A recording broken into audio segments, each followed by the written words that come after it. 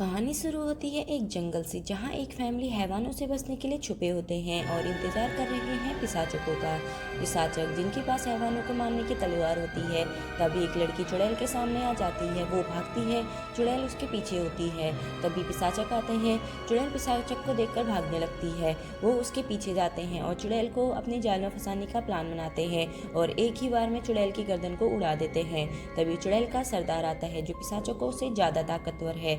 पिशाचों का सरदार कहता है, शैतान का गला काट दो, और सभी मिलकर कोशिश करते हैं। और तभी उनका सरदार उनको इंद्रजाल बनाने को कहता है और सब अलग अलग जगह से कोशिश कर उस पर हमला करते हैं और शैतान को मार देते हैं। शैतान के खत्म होने के साथ साथ पिशाचकों की हालत सही नहीं होती है।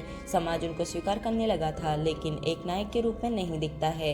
एक दिन पिशाचक, जो 3 भाई हैं, जिसमें सबसे बड़ा त्यांगसी, दूसरा लू चांग तथा तीसरा कीसांग, तीनों मिलकर मछली पकड़ रहे होते हैं। घर लौटते समय उनको कुछ मछुआरे मिलते हैं जिन पर शैतान होता है, जो पिशाचकों पर हमला करते हैं। पिशाचक उनको खत्म कर देते हैं। दरअसल उन्होंने शराब पी जिसमें कुछ मिला हुआ था, जिस कारण वो शैतान बन जाते हैं। पिशाचक फैसला करते हैं, जब तक वो इस बात की तह तक नहीं जाते, ये बात वो किसी को नहीं बताएंगे। घर आने पर उनको एक पिशाचक जख्मी हालत में मिलता है, जिसे वो हॉस्पिटल ले जा रहे होते हैं। तभी लोगों को पता चलता है ये एक पिशाचक है। लोग उनका विरोध करते हैं। तभी एक बच्चा कहता है, पिशाचक हमारे नायक हैं, और इस बात को उसके दादाजी ने उसे बताई। तभी एक शख्स उस बच्चे को धक्का दे देता है और पिशाचक गुस्से में अपने असली रूप में आ जाते हैं। लोग भाग जाते हैं और उस जख्मी पिशाचक को वो हॉस्पिटल लेकर पहुंचते हैं, जहां 2 डॉक्टर होते हैं, डॉक्टर लू और ईजान। वो उस पिशाचक को नहीं बचा पाए। कीसांग ईजान को पसंद करता है। तभी कुछ सैनिक आते हैं जो पिशाचकों को कहते हैं राजा ने उनको बुलाया है।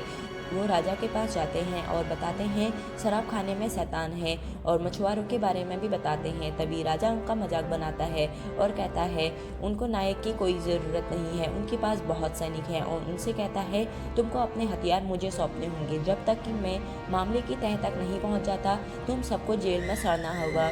वो जेल में जाते हैं, उनको कैद किया जाता है। तभी जेल का सैनिक दीवार की तरफ जाता है और शैतान उनके अंदर चला जाता है। जैसे ही वो पिशाचकों की तरफ पहुंचता है, डॉक्टर लू आकर उनको बचा लेती है और वहां से भाग जाते हैं। पिशाचक और डॉक्टर लू इस बात का पता लगाने जाते हैं कि शराब में क्या मिलाया जा रहा है। तभी राजा सिपाहियों को जहरीली शराब पिलाकर पिशाचकों को मारने के लिए भेज देता है, और तभी चुड़ैल भी वापस आ जाती है और कहती है तुम लोग मुझसे नहीं बच पाओगे। मुझे पुराने दिन याद आ रहे हैं। मुझे ताजा खून और मांस बहुत पसंद है, और त्यांगसी पर हमला कर देती है, जिस कारण डॉक्टर लू शैतान के रूप में आ जाती है और चुड़ैल पर हमला करती है। चुड़ैल भागती है और कहती है पिशाचकों ने मेरी जिंदगी खराब कर दी है, लेकिन पिशाचक उसे मार देते हैं। तभी सिपाही पिशाचकों को पकड़ने आते हैं, जिस पर पिशाचक राजा को चुड़ैल का सर देते हैं, और इस बात का खुलासा होता है कि शराब के कारण लोग शैतान बन रहे हैं। राजा खुश होने का नाटक करता है और कहता है तुम सभी को मुआवजा दिया जाएगा, लेकिन तुमको बदले में ये जगह छोड़नी होगी जिससे समाज में शांति बनी रहे। रात को खाना खाते समय वो सभी यहीं रहने का फैसला करते हैं।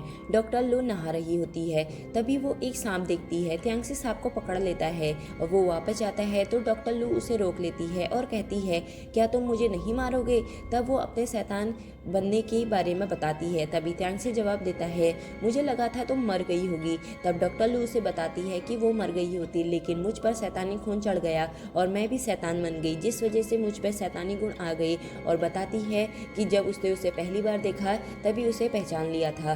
तभी राजा किसी से कहता है काश मैं सभी शैतानों को आज़ाद कर देता, और उस आदमी से मरहम मांगता है जो उसके इलाज के लिए चाहिए था। वो आदमी और कोई नहीं, पिशाचकों का गुरु था। राजा खुद को मरहम लगाकर बैठा होता है। तभी एक लड़की आती है जो गलती से ईमान से गिरा देती है। राजा उसे अपने साथ ले जाता है जहाँ शैतान होते हैं। लड़की माफ़ी मांगती है और किसी को ना बताने का वादा करती है। तभी राजा कहता है तुम्हें बताने की नौबत ही नहीं आएगी। ऐसा कहकर वो लड़की को नीचे फेंक देता है और राजा नाचने लगता है। फिर हम देखते हैं हॉस्पिटल की उस नर्स ईजान को, जो कि सेनापति के साथ मिलकर कीसांग को मांगने की प्लान बना रही होती है। दूसरी तरफ कीसांग ईजान का रिश्ता मांगने के लिए उसके पिता के पास जा रहा होता है। भाई लोग घर पे होते हैं तभी एक आवाज़ आती है। वहाँ एक बच्चा छुपा होता है जो उसे बताता है कि शैतान जिंदा है और वो कहाँ है। उसे पता है जब वो खाना खाने के जुगाड़ में महल में गया तब उसने राजा को एक गुप्त रास्ते में जाते हुए देखा जो शैतान से बात कर रहा था कि तुम शैतान होकर कर भी पिशाच को नहीं मार पाए। तब शैतान उसे कहता है अगर तुम पिशाचकों को मारना चाहते हो तो तुम्हें मुझे आज़ाद करना होगा। तब राजा उसे कहता है तुमको अगर मैंने आज़ाद कर दिया तो बूढ़ा मुझे मरहम नहीं देगा। और शैतान उसे चिढ़ाता है और कहता है तुम कितने डरपोक हो। और राजा को कहता है तुम्हारी बीमारी का नाम डिकोनिया है और धीरे धीरे ये पूरे शरीर में फैलती है जिसका कोई परमानेंट इलाज नहीं है। राजा इसका इलाज पूछता है तो शैतान कहता है पिछले 7 सालों में मेरी शक्तियाँ वापस आ गई हैं। अगर तुमको इसका इलाज चाहिए तो तुम्हें मुझे आज़ाद करना होगा। तो राजा कहता है मैं तुम पर भरोसा कैसे करूं।